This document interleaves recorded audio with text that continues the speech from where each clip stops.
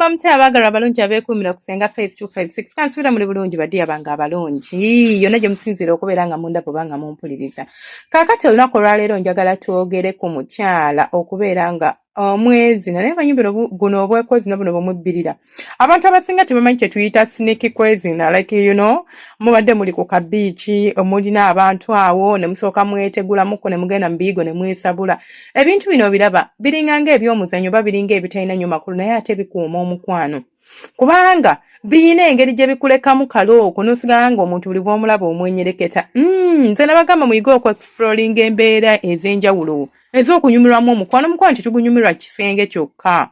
Buli bwo accustoming oba buli bw'omanyiiza ekisenge kyo nti okwezina kwe kubeerayo kwokka, tigoba okwezina kulina kubeera mu kisenge mu buliri bwo bwokka, togenda kunyumirwa nsonga zino. Naye oba oyagala okunyumirwa ebintu by'okwezina ddiya tagala ddako eno ddako eri kolako eno kolako eri, ojja kulaba enjawulo era ojja kutegeera nti bulijjo abantu beezina ebinyuma ebifaanaganirako ddala ddala bwe biti. Ekisooka ky'olina okubeera ng'otegeera oba ng'omanya nti omukyala kale kankweka scenario mulinza okuba mulina we muli mulina gye mwalaze nga famire, waliwo abantu oba kale kaŋŋambe mulina waka wammwe awo, waliwo abantu abaliwo awo naye nga tomanyi ngeri yakikwasaganyamu. Omukyala omutemyako n'omusimba akasoboti n'omugamba darling badde nsaba osooka ojje, bw'ajja n'omugamba kati tugende, ne mugenda n'olaba engeri gye mukikwasaganyamu. Okitegeera ebyo bigenda okugumya omukwano gwammwe, ebyo bigenda okubafuula abaakabi mu nsonga z'okwezina. Naye mubeera n'abantu temusobola dde okugamba nti no kanneezina ebinyuma gobeera bubeezaawo ng'olowooza nti things are going to happen magically. Nedda ddi, ebintu tebihappeninga magically. Things happen like nga tubitaddemu amaanyi. Muli awo muli waka mulinawo abantu abaliwo like wantu wali busy, weetooloolemu bwetooloozi bwoti okwate akasimu omusirike mugambe tati badde nsaba osooka ojjeko mu kiyigo, nina akantu akansiiwa njagala okatakule. Yeetooloole muyingireko mu kisenge mwesibire eyo musooke mwepimpinemu eddakiika 2-3 mwetereeze, mwenna muvaayo nga ng'ebibadde bigaanye okuggwa byawedde dda ate nga bitambudde bulungi. Mweyigiriza ebintu bino, teri muntu agenda kubatendeka kwagala. Bino omukwano mwe biva, omuntu nabeera ng'akuloboozaako, omuntu nabeera ng'akwagala. Omuntu nabeera ng'akwagala oyo nga kati senga nsobola nti okikwasaganya. Siri kwogera na kakuki nti buno bwenkomawo waka ne nsabula nga nange nkimanyi nti nkuba kakuki. Njogera ku buno bwe tuyita siniki.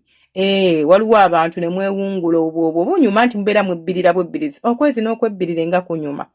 Kati omukyalo omutandika otya? Ako tekaliiko formula. Bwemba muddisa mu kisenge kyammwe of course omukazi muteeke wansi mu pinning like kwata emikono ginyigire ku kitanda.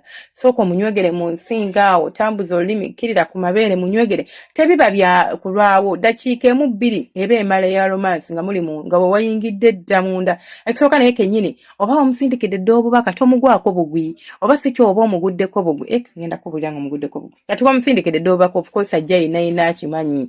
Kigenda okuggwera esooka ojje twewuubemukko, kigenda kuba kikabuka. Okitegeera? So bw'omaliriza omukyalo okumukwasaganya obulungi n'omanya nti kati mukazi wange mukwasaganyiza, atandise okussa omukwata n'obeera ng'amuyisaako olulimi mpola mpola. Awo n'olyoka ogumusogga wamma n'olyoka omuzina ng'omusudde ku buliri. Abeera mu ngoye, omukyala mwaka kaseera tetumwambula. Kubanga tetwandiyagadde ate agenda akyusa olugoye. Kugamba abantu abaleetera okulobooza lwaki ate akyusizza olugoye. Tomwambula. Oba omanyi nti ayambadde olugoye lujja kwefunyaafunya osobola kale omuggyako ekiteeteeyi n'okikuba wali. Katugambe kati mulina we muli na si wammwe. Naye waliwo akakuubo ke mulabye ke musobola okwenyigamu ne kigguka. Awo omukazi ogulabinga obadde otambula olwedde gwereezereeze dda n'omusanga okwata ku mukono n'osika n'osooka omuyingiza akakuubo awo. Omanyi nti kali seefu, temukolera bintu wano wantu we muteesiga kubeera ng'ate munnange babasanga n'obeera ng'ate ogenda kuwulira guilty oba ogenda kuwulira obuswavu bikumaleko emirembe. Omukyala musike era omukwate otandikira wano mu bisambi ng'ali mu kateeteeyi, bw'aba ali mu mpale mugijjamu bujji n'ogisika katini tomwambula kubanga kano kaba kabubba kaba kakwebbirira. Omuntu yenna waakusangira mubeera bwebuzaabuza kintu ne kiggwa. Titubadde tulina ebyo twogerako. Mukwate bulungi nnyo Musika muteeke ku kisenge mukyusa omupiininge ku kisenge ng'atunudde ku kisenge olyoka omuyingizo akabina g'omukyalo obinulamu bubinuzi. Ebintu bino mulina okuba nga nammwe mumanyi engeri y'obbikwasaganyaamu. Obinulamu kabinule webbu wamu omuntu n'alyoka atandika okubeera ng'akusabula oba ng'akuzina n'olyoka obeera ng'onyumirwa ng'owoomerwa ate nga naye awoomerwa mu mbeera efaanaganako bw'etyo. Mukitegedde baddiya bange abalungi. Emma neewooma nga gye nkomizza. Singa omuntu gw'ozina ddala oba omuzina ebintu nga by'omuzina gye biri biba bigenda kumukolera kati ggwe just imagine omukazi wamuzinyeeko akaakaawo omukwata n'omutunuza ku kisenge n'omunyigirako then n'abinula akabina si kutama n'abinula akabina n'omuyingirira emabega n'otwala embi nga bwewewete no mu mabeere ge bw'omununa ku nsingo usually kano akantu ofokasinga ku bifo nga 2-3 mimwa nsingo n'amabeere kubanga tetulina budde bunoonya mukyala eri yonna simanya bintu simanya biri ebifo biba 3 byolina okufokasingako kamwake mabeere ge n'ensingo ye bigenda kumuyimya olyoka omuzine naawe osiime naye bw'ona afokasinga wano ne wali olinza obutasobola kubeera ng'okola ki ng'onyumirwa ate olinza obutasobola kutobya mmanaye ate nga togenda gizina nga nkalu ekunyumire wano olumukwatamu engeri gye kaba akamago manyi like waliwo kye tuyita adrenaline mu bantu like we all have this adrenaline rush whereby you feel like omusaigo ogudduka ku speed kati jjukira omuntu akugurabinze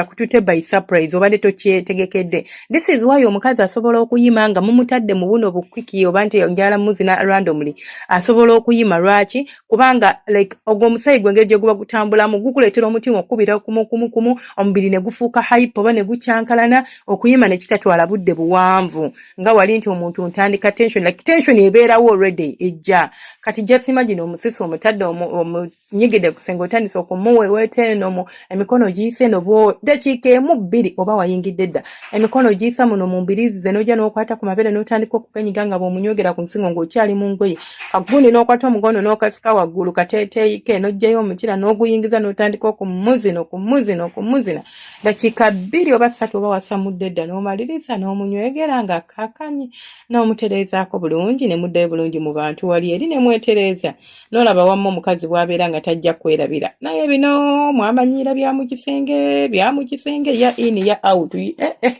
ebyo bituuka omuntu ne bimutama. Mulina okwebeerera mu baddiya bange abalungi okwezina kunyuma nnyo nga tukukoze mu ngeri entuufu ate era enyumisa.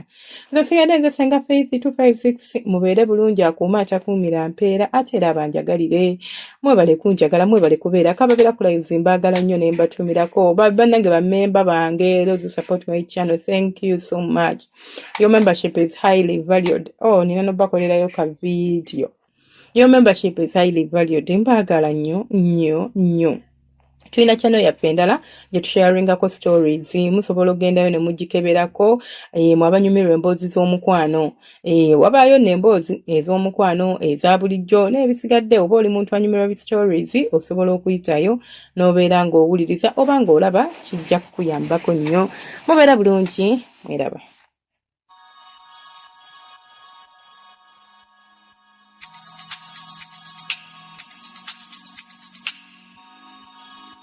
Yeah.